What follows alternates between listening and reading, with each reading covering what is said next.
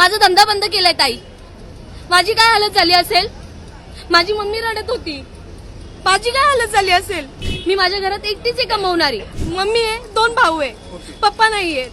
ऑटोवाले आले, 200-300 ऑटोवाले आले. किती? 200-300 वाले ऑटोवाले आले. युनिटी आले. मला बोलतात तुमचा स्टॉल इथून पहिले बंद करा. मी म्हटलं काय झालं, काय रिझन आहे. नाही तुमचा सिलेंडर आहे, असं आहे तसं आहे. मी म्हटलं बाकीच्या लोकांचं सिलेंडर काय. हे जे रूल्स अँड रेग्युलेशन आहे ते मला फक्त लागू होणार का, बाकीच्या लोकांना लागू नाही होणार का. पालिकेने बाकीच्या लोकांवर कारवाई केली नाही केली ना. मी तुम्हाला तेच सांगते, मी मुद्द्यावरतीच येते. कारण असं होतं की मी ह्या रस्त्यावरती 2 वर्षापासून स्टॉल लावतीये. एक छोटासा स्टॉल आहे माझा. तर मी ह्याच जागेवर फक्त 4 ठिकाणी फिरली. मला 4 लोकांनी माझ्यावरती कंप्लेंट केली.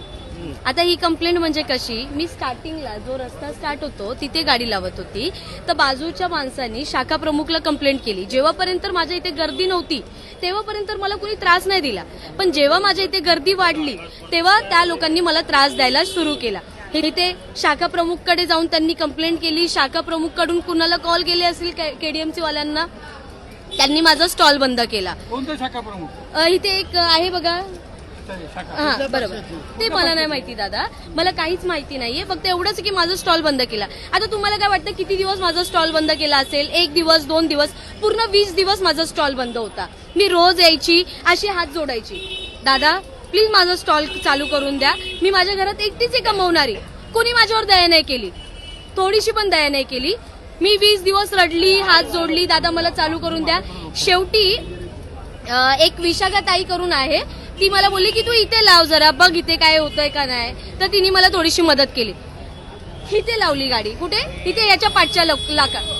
काहीतरी हिंदी माणसांनी काय केलं मी तुम्हाला सांगते. त्या दिवशी मी स्टॉल लावला, दुसऱ्या दिवशी परत आली स्टॉल लावायला. मला वाटलं की आता चला प्रॉब्लेम सॉल्व्ह झाला असेल.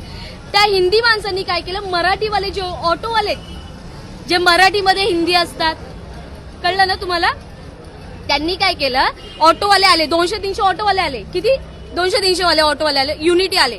मला बोलतात तुमचा स्टॉल इथून पहिले बंद करा. मी म्हटलं काय झालं, काय रिझन आहे. नाही तुमचा सिलेंडर आहे, असं आहे तसं आहे. मी म्हटलं बाकीच्या लोकांचं सिलेंडर काय.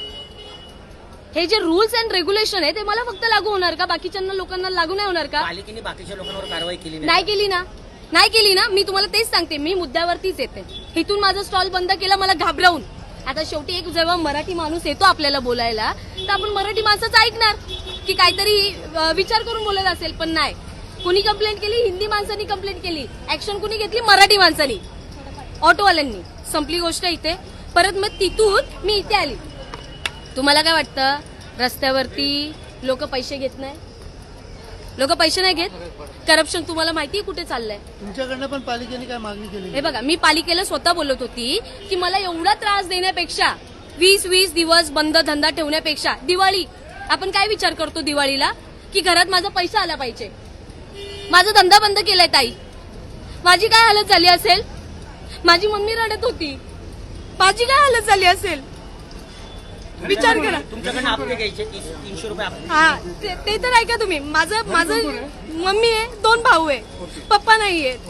ठीक आहे. तर दिवाळी बंद, नवरात्री बंद. रवींद्र चव्हाण सरांच्या ऑफिसला गेली, पण ते काय भेटले नाही, कारण की त्यांचं नमो ते रमो काय ते त्यांचं चालू होतं. एवढं मी डिप्रेशन मध्ये गेली ना, की मला आता कुठून तरी मदत भेटेल का. काय मागणी? माझी मागणी एवढीच होती. पहिले माझं 1 मिनिट ऐका दादा. हे झालं, तिथून मला इथे आणलं. इथून काय केलं, हे बघा, हा जो ब्रिज आहे, इथून फोटो टाकला की हिच्या इथे स्टॉल आहे,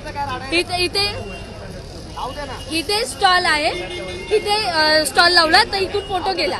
केडीएमसी वाला आला, माझ्याकडे पूर्ण व्हिडिओ प्रूफ सोबत. पाहिजे तर मी पण ते पण दाखवेल. हे तुझी गाडी तोडून टाकेल, गाडी काढीतून. मुलीशी बोलायची ही पद्धत आहे. पण मराठमोळ्या डोंबिवलीमध्ये मराठी तरुणीलाच व्यवसाय करून दिला जात नाही. आता मला काय बोलला, एक मराठी माणूस काय बोलला जेव्हा मी या रस्त्यावर आली, मला काय बोलतो, 30 वर्षापासून मराठी माणूस झोपलेला का. हा, केली ना दादा. एक जागेवर नाही गेली, खूप जागेवर गेली. हा, काय म्हणतं तुमचं? माझं म्हणणं काय, मी मला काय बोलले, परवा मी जेव्हा गेली 2 दिवसापूर्वी जे गेली मी वॉर्ड ऑफिसरकडे, तर मला वॉर्ड ऑफिसर काय बोलतो की 150 मीटरच्या आत कुणी गाडी नाही लावायची. 150 मीटरच्या आत कुणी गाडी नाही लावायची. सिलेंडर आहे तुमच्याकडे, स्फोट झाला. मी काय म्हंटल, माझ्या बाजूला फ्रँकीवाला आहे, त्याच्या बाजूला शॉर्मावाला आहे, हिच्या 2 वडापाववाले आहेत, फ्रँकीचे 2 गॅस चालतात. हे कुठून आले? स्फोट माझ्याच इथे होईल. तुमची आता मागणी काय ते सांगा. मला दादा आले, दादानी खरंच मला खूप मदत केली. अविनाश जाधव जे आहे ते आमच्यासारख्या माणसांसाठी उभे राहणार आहेत. काल तुम्ही तर ऐकलंच असेल ते काय बोलले, बरोबर ना? मला काय बोलले, इथे तू टपरी टाक बोलले, इथे तू टपरी टाक. दादा बघा, माझ्याकडे पैसे नाहीयेत की टपरी मी लगेच उभं करेल.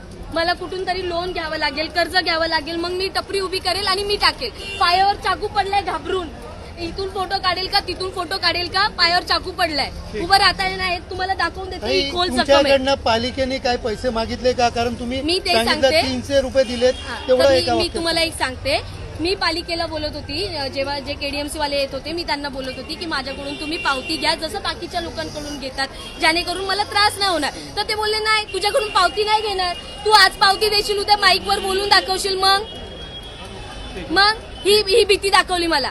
हे बघा, पैसे घेतात, ज्यांचं मी नाव नाही सांगणार, सर्वांचे पोट आहेत. माझं लास्ट म्हणणं काय आहे माझं, हे जे सर्व जे कमवतात ना, हे लोक जे सर्व जे कमवताय ना, सर्व बिंदास्त कमवा, सर्वांना पोट आहे, तुम्ही करा.